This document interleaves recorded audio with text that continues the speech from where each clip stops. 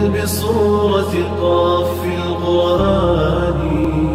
خالق کا پیغام، انسان کے نام، پرانی مضامین کا خلاصہ، روزانہ ایک پارہ، محترم پروفیسر ڈاکٹر محمد الیاس فیصل کے ساتھ۔ الحمدللہ وحدہ والصلاة والسلام علی من لا نبی بعدہ، رب اشرح لی صدری ویسر لی امری واحلل عقدۃ من لسانی یفقہوا قولی۔ انشاءاللہ تعالی آج ہم قرآن کریم کے 29ویں پارے کا خلاصہ عرض کریں گے، جس کا آغاز سورہ ملک سے ہو رہا ہے۔ یہ مکی صورت ہے، 30 آیات اور 2 رکوعوں پر مشتمل ہے۔ اس صورت مبارکہ کی فضیلت میں نبی اکرم صلی اللہ علیہ وسلم کا ارشاد گرامی ہے کہ قرآن کریم میں ایک ایسی صورت ہے جس کی 30 آیات ہیں، وہ اپنے پڑھنے والے کی قیامت والے دن سفارش کرے گی یہاں تک کہ اسے بخشوا لے گی۔ بعض روایات مبارکہ میں اس صورت کو پڑھنا عذاب قبر سے حفاظت کا سبب بتلایا گیا ہے۔ ہمیں کوشش کرنی چاہیے کہ اس مبارک صورت کو یاد کریں اور اسے اپنے یومیہ معمولات میں رکھیں اور اس کے پڑھنے کا اہتمام کریں۔ آیت نمبر 2 میں زندگی اور موت کے نظام کے سبب کو بیان کیا گیا ہے کہ یہ سب تمہارے امتحان اور آزمائش کے لیے ہے کہ کون اچھے اعمال کر کے آتا ہے اور کون برے اعمال کر کے آتا ہے۔ یوں یہ دنیا دار الامتحان ہے، اس دار الامتحان کو دار القرار یعنی مستقل رہائش کا مقام نہیں سمجھنا چاہیے۔ آیت نمبر 3 سے 5 تک اس بات کا تذکرہ ہے کہ اللہ تعالیٰ چیلنج کے طور پر فرماتے ہیں کہ یہ میرے آسمانوں اور زمینوں کا جو نظام ہے، اس کا جو نظم و ضبط ہے، اس کی جو خوبصورتی ہے، اس کا مطالعہ کرو، تنقیدی مطالعہ کرو اور دیکھو کہ تمہیں اس سسٹم اور اس نظام میں کوئی کمی نظر آتی ہے۔ اللہ فرماتے پھر دوبارہ غور کرو تو تمہیں ناکامی کا سامنا کرنا پڑے گا اور تمہیں اللہ کے اس نظام میں کہیں کوئی خرابی نظر نہیں آئے گی۔ اللہ تعالیٰ کا یہ نظام تو اتنا منظم ہے کہ انسان اپنا نظم و ضبط اس نظام سے قائم کرتا ہے، چاہے اس کا تعلق ماہ و سال کے ساتھ ہو یا دن اور رات کے ساتھ ہو۔ آیت نمبر 8 سے 11 تک اس بات کا تذکرہ ہے کہ جس شخص کو جہنم میں ڈالا جائے گا، داروغے اس سے پوچھیں گے کہ تمہارے پاس اللہ رب العزت کا پیغام ہدایت نہیں آیا تھا؟ وہ کہے گا کہ آیا تھا، کاش کہ ہم اس وقت سنجیدگی سے اس پیغام پر غور کر لیتے تو آج ہمیں یہ مشکل دن دیکھنا نہ پڑتا۔ آیت نمبر 12 میں نیک اعمال والوں کے لیے اللہ تعالیٰ کی طرف سے مغفرت کا اعلان ہے اور گناہ گاروں کے لیے عذاب کی وعید اور دھمکی دی گئی ہے۔ اس صورت میں مظاہر قدرت بیان کر کے یہ سوال کیا گیا ہے کہ انسان کے بس میں ہے کیا، حتیٰ کہ اگر پانی زیر زمین خشک ہو جائے تو انسان اتنا بے بس ہے کہ وہ پانی مہیا نہیں کر سکتا۔ سورہ قلم یا سورہ نون یہ مکی صورت ہے، 52 آیات اور 2 رکوعوں پر مشتمل ہے۔ اس کی آیت نمبر 4 سے 16 تک آغاز میں نبی مکرم صلی اللہ علیہ وسلم کے مقام خلق عظیم کا بیان ہے، جبکہ اس عظیم ہستی کے بعض دشمنوں کا تذکرہ ہے جو اخلاقی گراوٹ میں انتہائی پستہ مقام پہ پہنچے ہوئے ہیں۔ آیت نمبر 17 سے 33 تک ایک باغ والوں کی آزمائش کا واقعہ ہے کہ جب ان کا باغ پک گیا اور اس کے پھل تیار ہو گئے تو وہ قسم کھا کر کہنے لگے کہ صبح ہم اپنے اس باغ کا پھل ضرور اتاریں گے۔ اس موقع پر انہوں نے انشاءاللہ بھی نہ کہا، گویا انہیں اپنے اس باغ کے پھل اتارنے پر اتنا یقین تھا کہ جیسے ایک طے شدہ حقیقت واقعہ ہے، اس میں کوئی تبدیلی نہیں ہو سکتی، جبکہ ہر چیز اللہ رب العزت کے نظام کے تابع ہے۔ دوسری بات انہوں نے یہ کی کہ آپس میں یہ مشورہ کیا کہ ہمیں خاموشی کے ساتھ اور چھپ چھپا کر جانا چاہیے تاکہ مساکین کو پتہ نہ چل جائے کہ آج یہ لوگ اپنے باغ کا پھل اتار رہے ہیں۔ اگر انہیں پتہ چل گیا تو وہ کچھ مانگنے کے لیے آ جائیں گے، ہمیں کچھ دینا پڑے گا، لہٰذا ان سے بچ بچا کے چلو تاکہ انہیں علم ہی نہ ہو۔ ایک تو انہوں نے اس باغ کے پھل اتارنے کو اپنی ذات کی طرف منسوب کیا اور اللہ رب العزت کی مشیت کے تابع نہیں کیا، اور انشاءاللہ کہنا بھی گوارا نہیں کیا۔ دوسرا، صدقہ و خیرات سے بچنے کے لیے انہوں نے مسکینوں کے علم نہ ہونے کی کوشش کی کہ ان کو پتہ نہ چلے۔ اللہ تعالیٰ نے ناراض ہو کر راتوں رات اس باغ کو تباہ کر دیا۔ جب وہ اپنے باغ میں پہنچے تو دیکھ کر حیران ہو گئے اور یہ سمجھنے لگے کہ یہ ہمارا باغ نہیں ہے، ہم تو کسی اور جگہ پہ غلط پہنچ گئے ہیں۔ اللہ فرماتے ہیں کذالک العذاب، یہ ان کے اوپر ایک عذاب تھا، ولعذاب الآخرۃ اکبر، آخرت کا عذاب اس سے بھی بڑا ہے۔ باغات اور کھیتی کے پھل اور پیداوار کے حوالے سے ہمارے ذہن میں یہ بات رہنی چاہیے کہ نبی اکرم صلی اللہ علیہ وسلم نے ہمیں جو اسلام دیا، اسلامی تعلیمات عطا فرمائی، اس میں مال زکوٰۃ کا ایک نظام ہے۔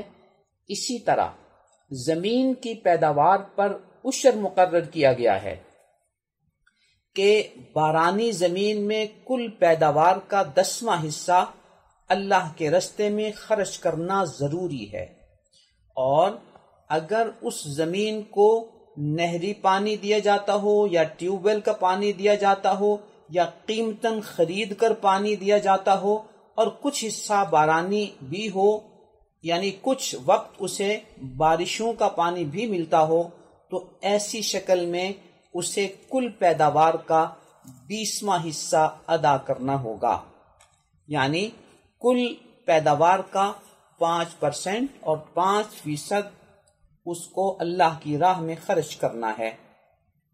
آیت نمبر 44 سے 45 تک کچھ لوگوں کی اس غلط فہمی کا ذکر ہے جو وہ یہ کہتے ہیں کہ اگر ہم غلط کام کر رہے ہیں تو یہ کام ایک عرصے سے ہم کر رہے ہیں، اللہ تعالیٰ پھر ہمیں سزا کیوں نہیں دیتے؟ اللہ فرماتے ہیں سنستدرجہم من حیث لا یعلمون، ہم انہیں استدراج دے رہے ہیں اس حیثیت سے کہ انہیں علم ہی نہیں ہے، ہم انہیں ڈھیل دے رہے ہیں۔ وَأُمْلِي لَهُمْ إِنَّ كَيْدِي مَتِينٌ، اور میں ان کو مہلت دیتا ہوں، میری گرفت بہت سخت ہوگی۔ تو اگر کوئی شخص گناہ کی زندگی گزار رہا ہو اور اللہ کی گرفت سے بچا ہوا ہو تو اسے یہ نہیں سمجھنا چاہیے کہ میں صحیح زندگی گزار رہا ہوں اور اللہ مجھ پہ راضی ہے، اسی لیے مجھ پہ یہ انعامات کر رہا ہے۔ اسے سمجھ لینا چاہیے کہ اللہ تعالیٰ اسے ڈھیل دے رہے ہیں اور کسی وقت بھی اس کی گرفت ہو سکتی ہے۔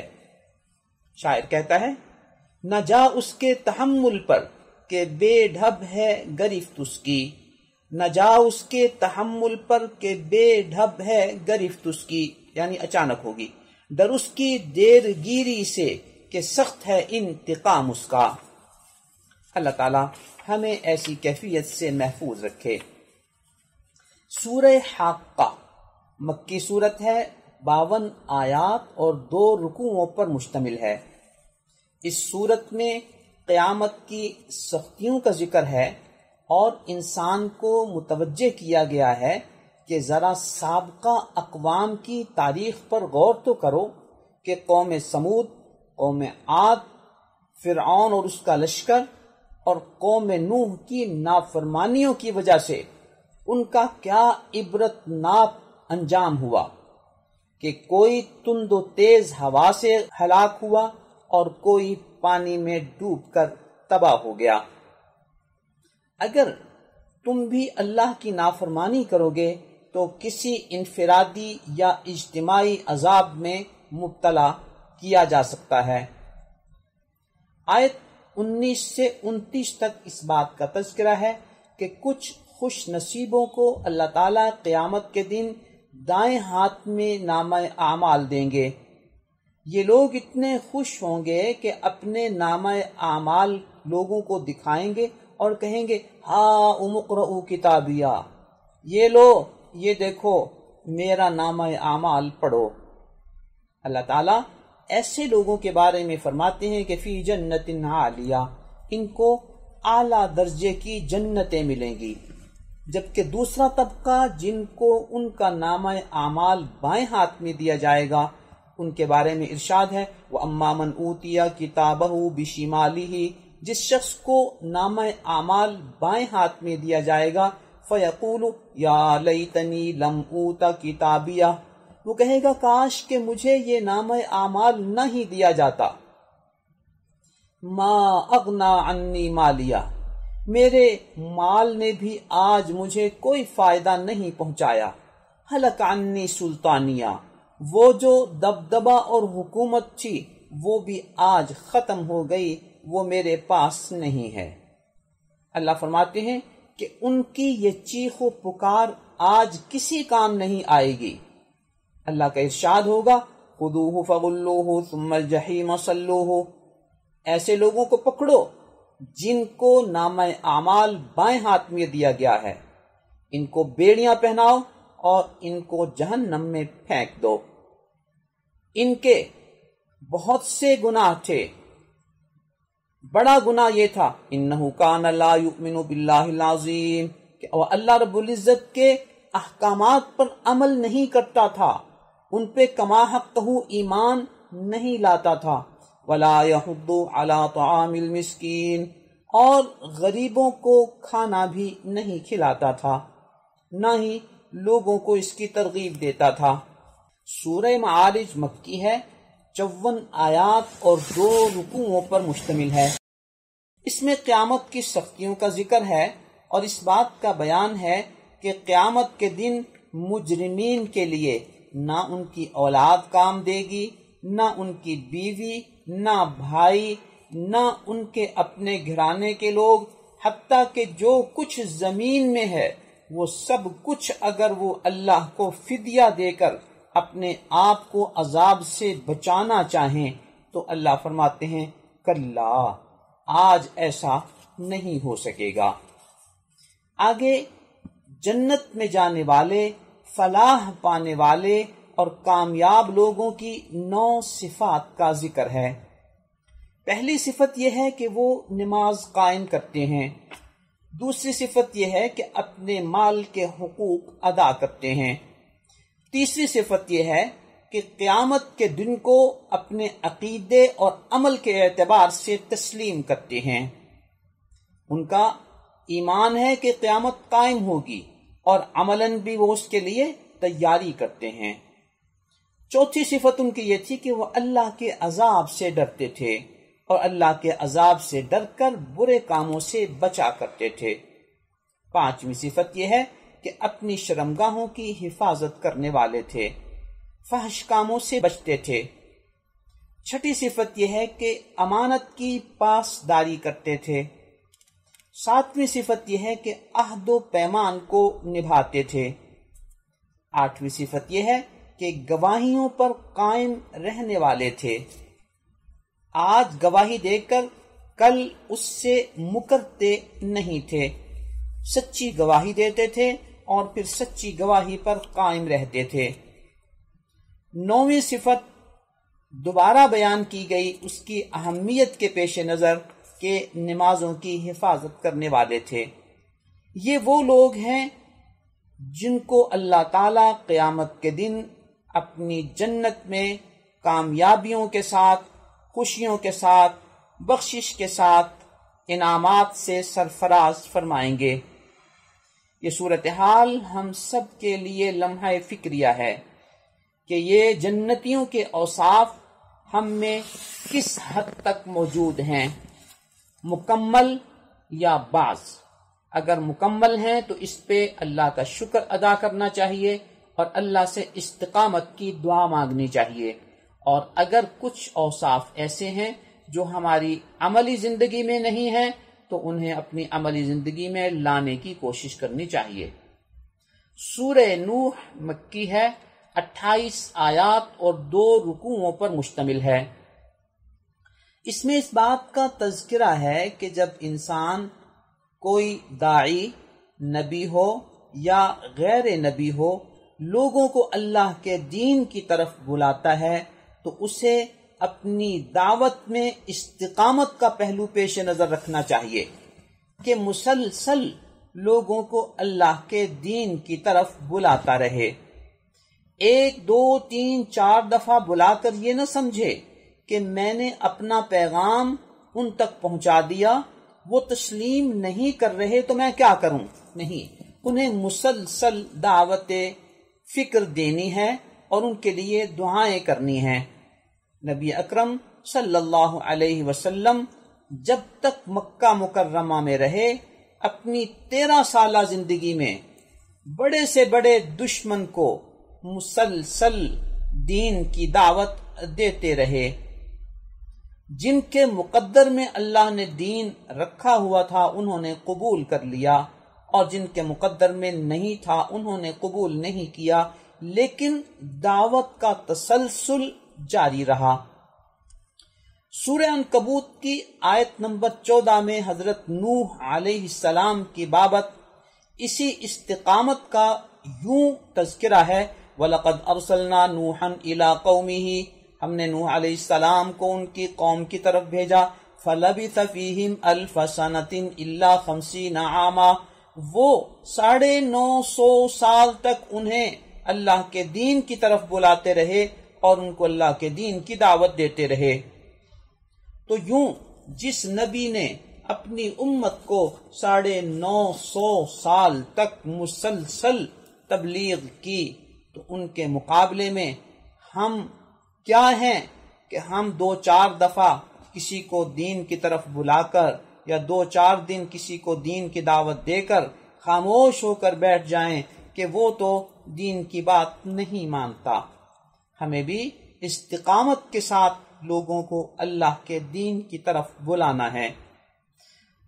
حضرت نوح علیہ السلام نے اپنی قوم کو دعوت فکر، دعوت دین دی تو انہیں استغفار کرنے کی ترغیب دی اور اس کے 6 انعامات کا تذکرہ کیا کہ اگر تم اللہ کے حضور استغفار کیا کرو گے، اللہ تعالیٰ تمہیں 6 انعامات سے سرفراز فرمائیں گے۔ نمبر 1 غفارہ، اللہ تمہارے گناہ بخش دیں گے۔ نمبر 2 تمہارے اس استغفار کی برکت سے تمہیں بارش کی نعمت عطا فرمائیں گے۔ نمبر 3 اللہ تعالیٰ تمہارے مال میں اضافہ کریں گے۔ نمبر 4 تمہیں اولاد دیں گے اور اولاد میں برکت دیں گے۔ 5ویں نمبر پر تمہاری زراعت اور باغات کی فصل بہتر ہوگی۔ 6 نمبر پر تمہارے استغفار کی برکت سے اللہ تعالیٰ تمہیں پانی کی نعمت عطا فرمائیں گے۔ آیت نمبر 21 سے 27 تک حضرت نوح علیہ السلام کی اس بد دعا کا تذکرہ ہے جو انہوں نے 950 سال تک قوم کو دعوت دینے کے بعد اور ان کے تسلیم نہ کرنے کی بنا پر اللہ کے حضور کی تھی۔ اس میں اللہ کے حضور وہ شکایت کرتے ہیں کہ اللہ میں نے انہیں بہت کہا کہ شرک چھوڑ دو، اور جن 5 بتوں کی تم عبادت کرتے ہو اس سے دستبردار ہو کر ایک اللہ کی عبادت کرنے لگ جاؤ، لیکن انہوں نے وہ شرک نہیں چھوڑا۔ یہ لوگ جن کی عبادت کرتے ہیں ان کے نام ود، سواع، یغوث، یعوق اور نصر ہے۔ یہ بت آدم علیہ السلام سے لے کر حضرت نوح علیہ السلام تک جو کچھ بڑے نیک اور بزرگ لوگ گزرے تھے، یہ ان کی شکلوں کے بت بنا کر رکھے گئے تھے۔ شیطان نے شرک کی طرف لوگوں کو کیسے مائل کیا؟ وہ اس طرح کہ لوگوں کو شروع میں اس انداز پہ متوجہ کیا کہ یہ اللہ کے نیک بندے تھے، اگر تم ان کے بت بنا کر رکھ لو گے تو تمہیں یاد دہانی رہے گی کہ جس طرح یہ نیک لوگ اللہ کی عبادت کر کے کامیاب ہو گئے، اللہ کی فرما برداری کر کے کامیاب ہو گئے، تو ہم بھی ان کی پیروی میں انہی کی طرح نیک اعمال کیا کریں گے اور بدعمالیوں سے بچا کریں گے تاکہ ہم بھی کامیاب ہو جائیں۔ اس کے بعد رفتہ رفتہ اس نے لوگوں کو اس طرف متوجہ کرنا شروع کر دیا کہ تمہارے آباء و اجداد نے ان بزرگوں کے بت بنا کر اس لیے رکھے ہوتے تھے کہ وہ تو ان کی عبادت کیا کرتے تھے۔ یوں لوگ ان کی عبادت میں ایسے مصروف ہو گئے اور ایسے اس میں لگ گئے کہ حضرت نوح علیہ السلام کی 950 سال کی دعوت توحید ایک طرف رہی اور شرک سے ان کا لگاؤ ایک طرف رہا، اور انہوں نے حضرت نوح علیہ السلام کے کہنے پر ان بتوں کی عبادت کو اور اس شرک کو نہیں چھوڑا۔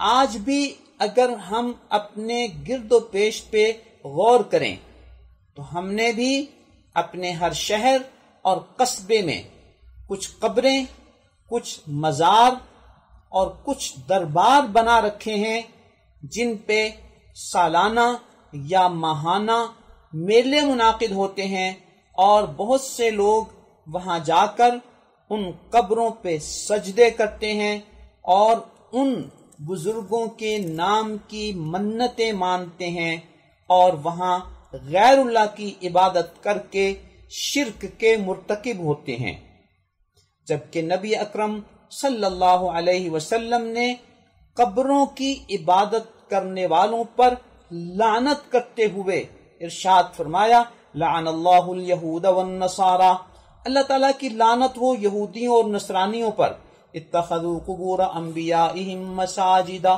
جنہوں نے اپنے نبیوں کی قبروں کو سجدہ گاہ بنا لیا ہے۔ گویا اگر اللہ کے نبیوں کی قبروں کو سجدہ گاہ بنا لینا لعنت کا سبب ہے اور سید الانبیاء کی لعنت کا سبب ہے، تو نبیوں کے علاوہ اگر کوئی شخص کسی ولی، کسی پیر، کسی بزرگ یا کسی اور جانور، کسی اور درخت کو سجدہ کرنے لگ جاتا ہے تو وہ کس حد تک نبی کی زبانی اللہ کی لعنت کا مستحق ٹھہرے گا۔ اللہ تعالی ہر ایک کو ہر قسم کے شرک سے محفوظ رکھے، آمین۔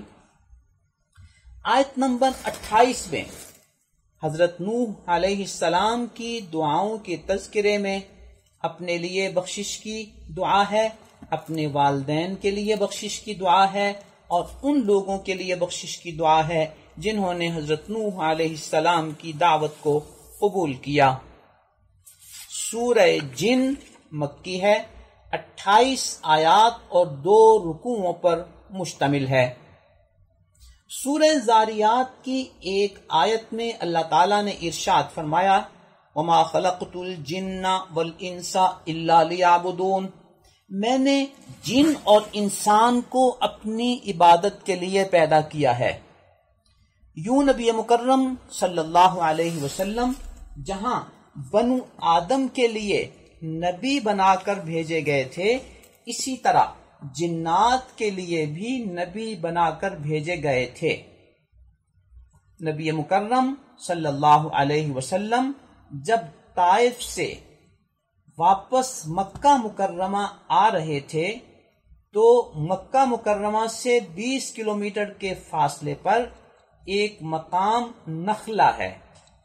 اس نخلا مقام پر رات کو تہجد کی نماز میں تلاوت فرما رہے تھے کہ کچھ جنات کا وہاں سے گزر ہوا اور انہوں نے قرآن کریم کو سنا اور قرآن کریم کے بارے میں بنیادی معلومات لینے کے بعد اپنے بقیہ جنات کو جا کر صورتحال بتائی کہ اللہ کے ایک نبی مبعوث ہوئے ہیں اور ان پر اسی طرح کا کلام نازل ہوا ہے جس طرح کا کلام حضرت موسیٰ علیہ السلام پر نازل ہوا تھا۔ ان کی اتباع اور ان کی پیروی کر کے ہمیں بھی کامیابی کے رستے پر گامزن ہو جانا چاہیے۔ اس پس منظر میں انہوں نے حضرت نبی اکرم صلی اللہ علیہ وسلم سے ملاقات کا تفصیلی وقت مانگا تاکہ بقیہ جنات بھی آ کر اسلام قبول کر لیں اور اسلام کے بارے میں معلومات حاصل کر لیں۔ نبی اکرم صلی اللہ علیہ وسلم نے ان کے ساتھ ایک وقت مقرر فرما لیا اور ایک دن اپنے صحابہ کو فرمایا کہ آج رات میں نے جنات سے ملاقات کرنی ہے، تم میں سے اگر کوئی شخص میرے ساتھ آنا چاہے تو آ سکتا ہے۔ تفسیر ابن کثیر کی روایت کے مطابق حضرت عبداللہ ابن مسعود رضی اللہ تعالی عنہ نے عرض کیا کہ آقا میں آپ کے ساتھ رات کو آنا چاہتا ہوں۔ یوں نبی اکرم صلی اللہ علیہ وسلم اور حضرت عبداللہ ابن مسعود رضی اللہ تعالی عنہ مسجد حرام سے منا کی طرف روانہ ہوئے اور معلا ایک جگہ ہے، وہاں آ کر حضرت عبداللہ ابن مسعود رضی اللہ تعالی عنہ کو ایک دائرے میں لکیر کھینچ کر کہا کہ عبداللہ تم نے اس دائرے سے باہر نہیں نکلنا۔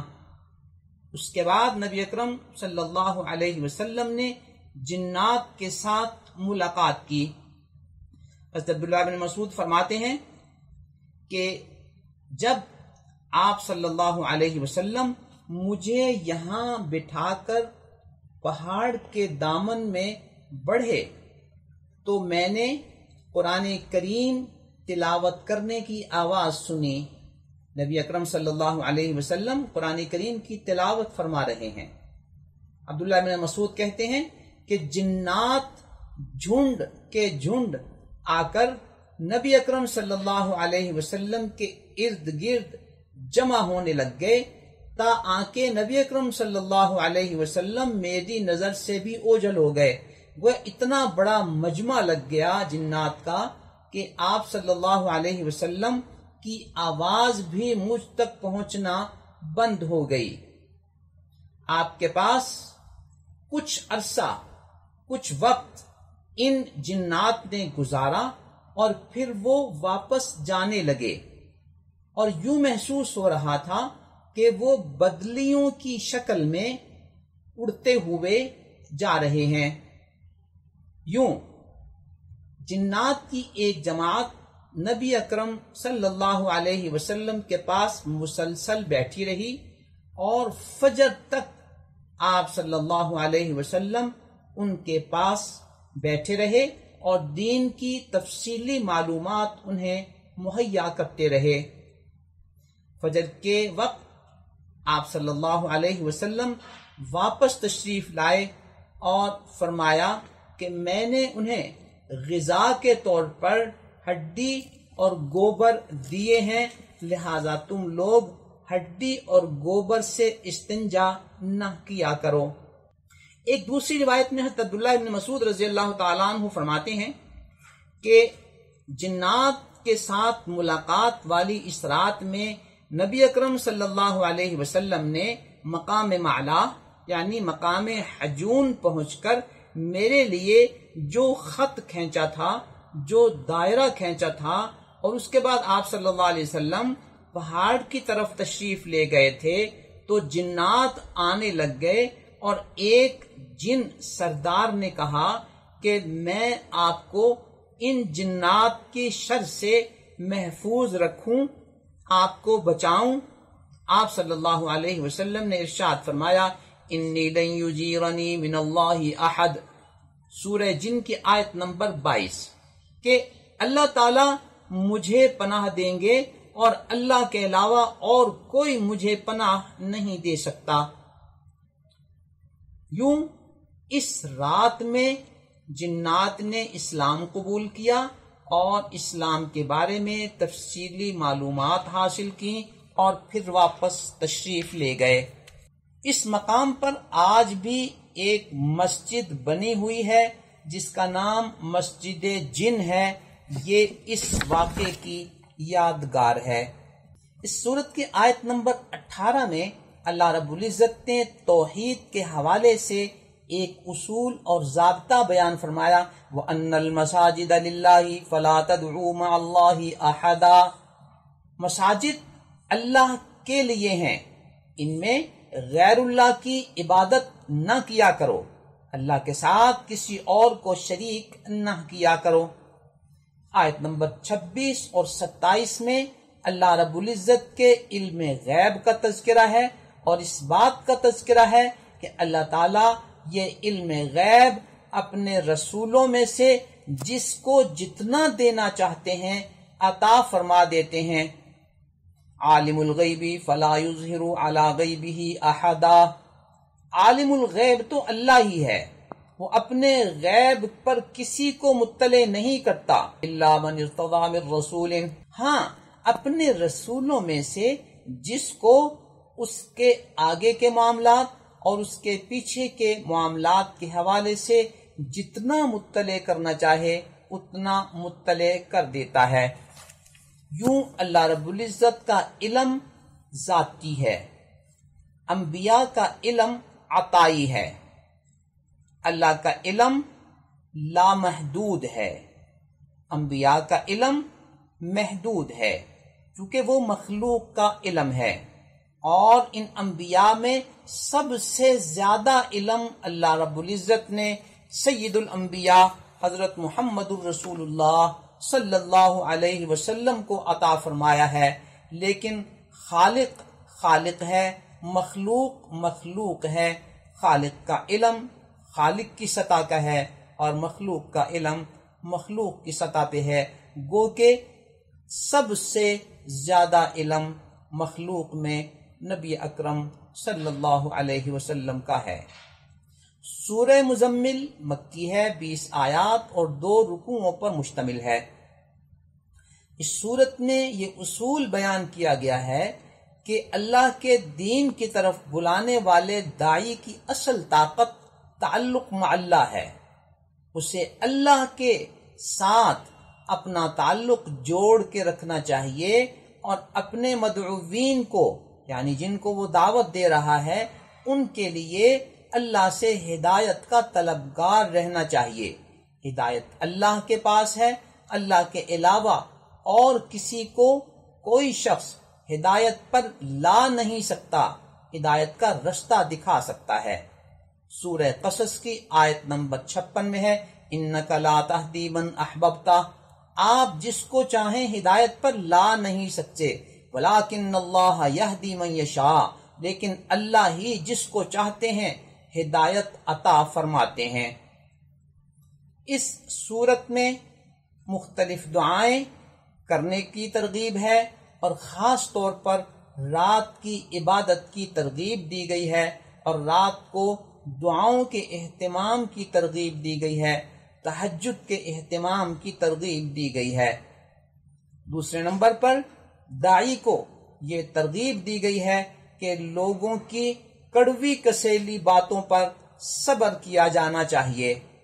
نمبر 3، اگر وہ تمہاری بات کو نہیں مانتے تو انہیں اچھے انداز میں چھوڑ دو اور اچھے انداز میں ان سے الگ ہو جاؤ، اچھے انداز میں انہیں نظر انداز کر دو تاکہ کسی ناراضگی کی شکل میں ان سے علیحدہ ہو جاؤ گے تو آئندہ ان کے ساتھ دعوتی گفتگو مشکل ہو پائے گی۔ چوتھے نمبر پر ارشاد فرمایا کہ جو لوگ اس سب محنت کے باوجود اللہ تعالیٰ کی نافرمانی کرتے ہیں، اللہ کے دین کی دعوت کو قبول نہیں کرتے، یہ داعی کی ذمہ داری نہیں، یہ اللہ کی ذمہ داری ہے کہ وہ انہیں اس کی سزا دے۔ اس صورت مبارکہ میں وَرَتِّلِ الْقُرْآنَ تَرْتِیلًا، قرآن کو اچھے انداز میں پڑھنے کا حکم دیا گیا ہے۔ ہم میں سے ہر شخص کسی نہ کسی انداز میں سورتوں کی سطح پہ، قرآن کریم کی سطح پہ تلاوت کلام پاک کا اہتمام کرتا ہے۔ ہمیں اس بات کی کوشش کرنی چاہیے کہ ہماری تلاوت درست ہو اور عربیت کے اصولوں کے مطابق ہو تاکہ ہمیں اس پر اجر ملے۔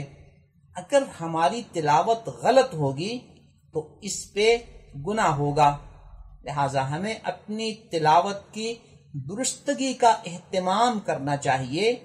تجوید کے ساتھ اگر نہ بھی ہو تو بنیادی قواعد تجوید کی پاسداری بہرحال ضروری ہے۔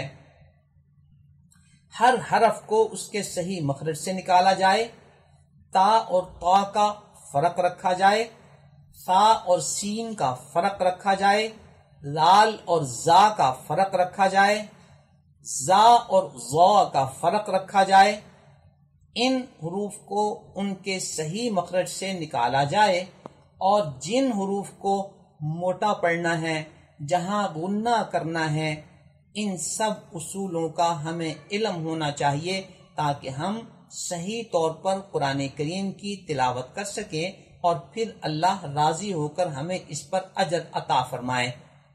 سورہ مدثر مکی ہے، 56 آیات اور 2 رکوعوں پر مشتمل ہے۔ اس کی آیت نمبر 1 سے 7 تک اس بات کا تذکرہ ہے کہ یا ایھا المدثر، اے مدثر ہستی۔ صحیح بخاری کی حدیث نمبر 4922 میں ہے کہ آغاز نبوت میں پہلی وحی کے نازل ہونے کے بعد نبی اکرم صلی اللہ علیہ وسلم غار حرا سے نیچے اترے، اپنے گھر میں تشریف لائے اور فرمایا دثرونی دثرونی، مجھے کپڑا مزید اڑھاؤ، مجھے مزید کپڑا اڑھا دو۔ کپڑا اڑھا دیا گیا تو کپڑا اوڑھ کر جو آپ تشریف فرما ہوئے، اللہ کی طرف سے وحی آئی، یا ایھا المدثر، اے وہ ذات، اے وہ ہستی، اے وہ شخصیت جو کپڑا اوڑھ کر بیٹھی ہوئی ہے، اب اللہ کے دین کی دعوت کے لیے میدان میں اترو۔ اس صورت کے آغاز میں کچھ آداب دعوت ہیں اور کچھ انداز دعوت ہیں۔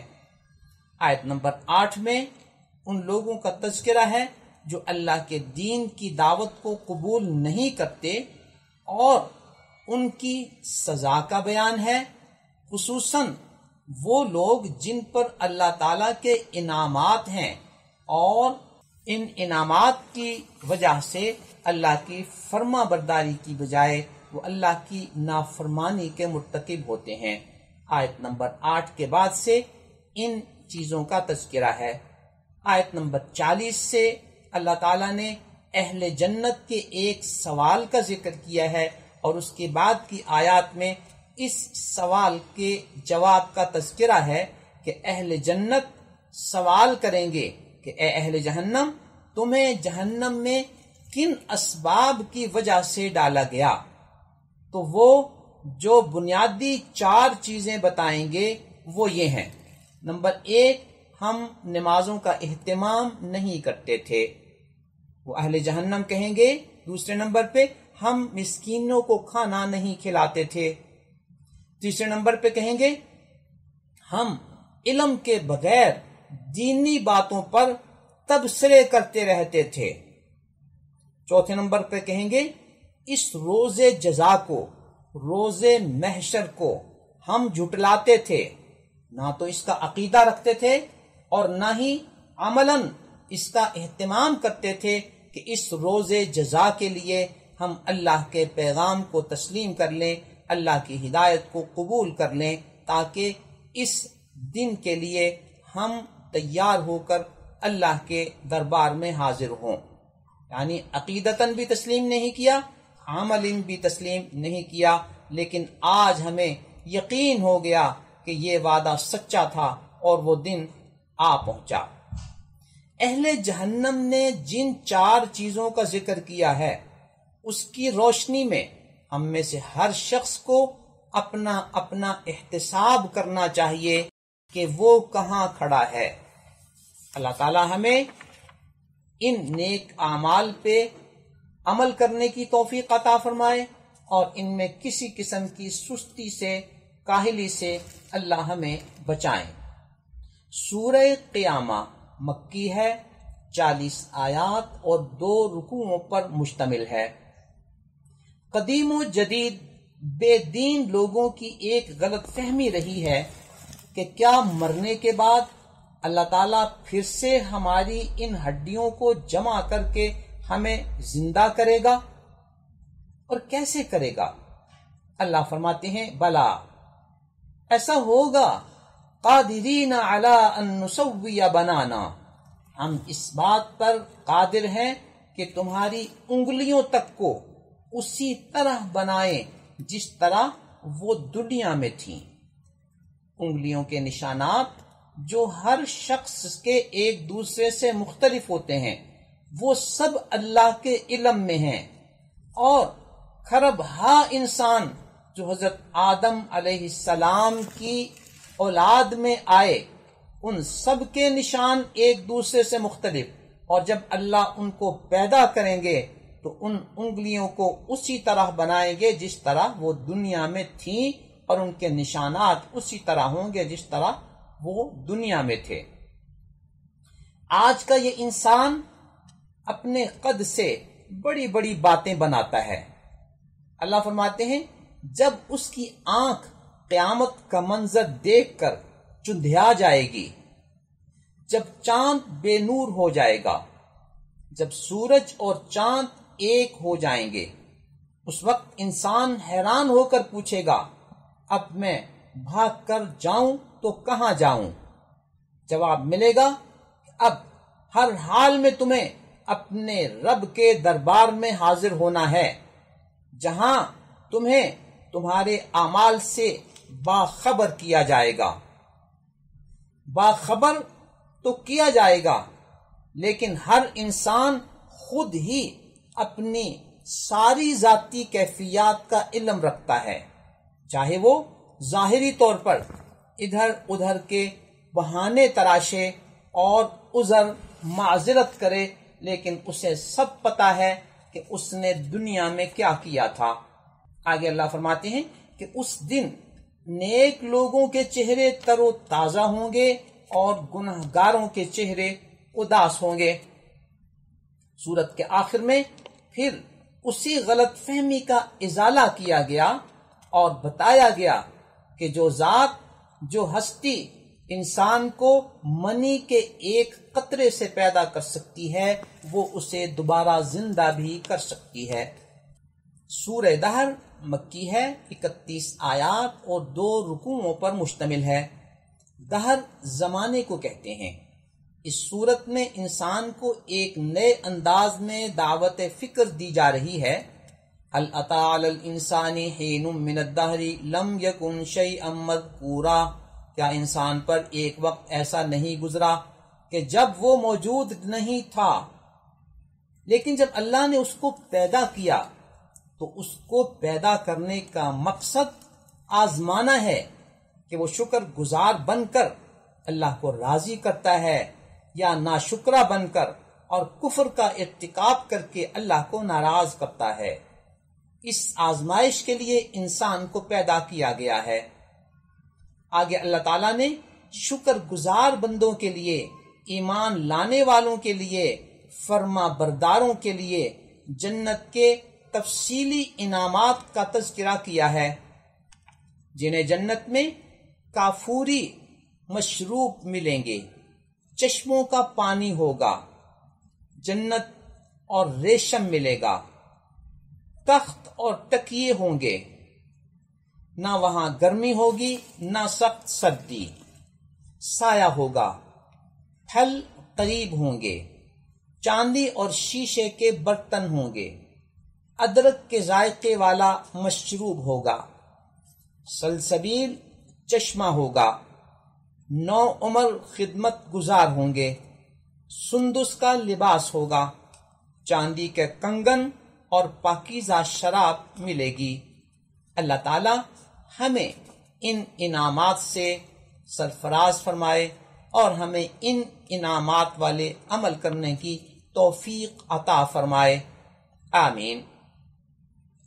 سورہ مرسلات مکی ہے، 50 آیات اور 2 رکوعوں پر مشتمل ہے۔ مرسلات کہتے ہیں چلتی ہوئی ہوائیں۔ اس صورت میں ارض و سما کی تخلیق کو ایک نئے انداز میں بیان کر کے انسان کو فکر آخرت کی طرف متوجہ کیا گیا ہے اور بتایا گیا ہے کہ جو لوگ اللہ تعالیٰ کے نافرمان ہوں گے انہیں مختلف انداز میں عذاب دیا جائے گا اور ان کے لیے جہنم کے ایک مقام ویل کا تذکرہ ہے اور انہیں ویل کی وعید سنائی گئی ہے۔ ویل گھاٹے اور ہلاکت کے معنی میں بھی آتا ہے۔ دعا ہے کہ اللہ رب العزت ہمیں اپنی دینی تعلیمات اور ہدایت کے مطابق عملی زندگی گزارنے کی توفیق عطا فرمائے اور ہر قسم کی نافرمانی سے ہماری حفاظت فرمائے، آمین۔ وآخر دعوانا ان الحمد للہ رب العالمین۔